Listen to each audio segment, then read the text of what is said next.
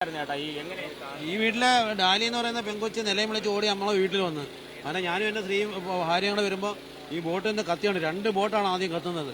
അങ്ങനെ ഈ 2 ബോട്ടിൽ നിന്ന് തീ പടർന്നാണ് ഈ 9 ബോട്ടും ഒരു ഫയർ റോളും കത്തിപ്പോയത്. പിന്നെ ഞാനും ഒരു ഫയർഫോഴ്സ് ഉദ്യോഗസ്ഥനൂടെ കൂട്ട് തല്ലിപ്പൊട്ടിച്ച് ആ 8 ബോട്ട് രക്ഷപ്പെടുത്തി. മൊത്തം കത്തിപ്പോയാനും ആ ബോട്ട് എന്തായാലും പൂട്ട് തല്ലിപ്പൊട്ടിക്കാത്തതിൻ്റെ പേര് അത്രയും ബോട്ട് രക്ഷപ്പെടുത്തി.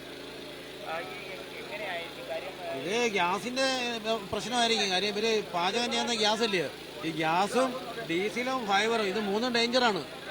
ഫയർ കൂടുതലുണ്ടാവും. ചേട്ടൻ്റെ ഒരു ഇടപെടൽ കൊണ്ട് വലിയൊരു ദുരന്തം. പിന്നെ പത്തനാപുരം മുതൽ ശാസ്താംകോട്ട വരെയുള്ള ഫയർഫോഴ്സുകാരാണ് ഇവിടെ വന്നേക്കുന്നത്. പിന്നെ ഫിഷറീസിൻ്റെ ബോട്ട് വന്നിട്ടുണ്ട്. എല്ലാ മേഖലയിൽ നിന്നും ആൾക്കാർ വന്നു. പോലീസ് എല്ലാം ആത്മാർത്ഥമായിട്ട് സഹകരിച്ചതിൻ്റെ പേര് ഇത്രയൊക്കെ ഉണ്ടായത്.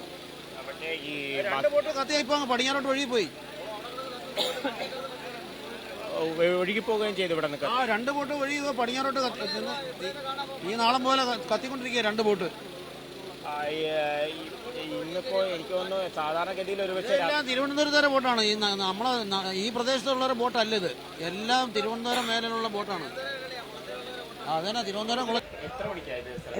2 മണിയായിട്ടാണ്. 2 മണിയായപ്പോഴാണ് നമ്മൾ അന്നേരം ഗ്യാസ് പൊട്ടിച്ചിരിക്കുന്ന സൗണ്ട് കേട്ടോണ്ടാണ് വന്നത്. അപ്പോൾ ഓടിച്ചെന്ന് നോക്കുമ്പോഴത്തേക്ക് കത്തി പിടിക്കുക. അപ്പോൾ എനിക്ക് അങ്ങോട്ട് കയറാനും ഒക്കുന്നില്ല, ഞാൻ ഒറ്റയ്ക്ക് വളരെ അന്നേരം.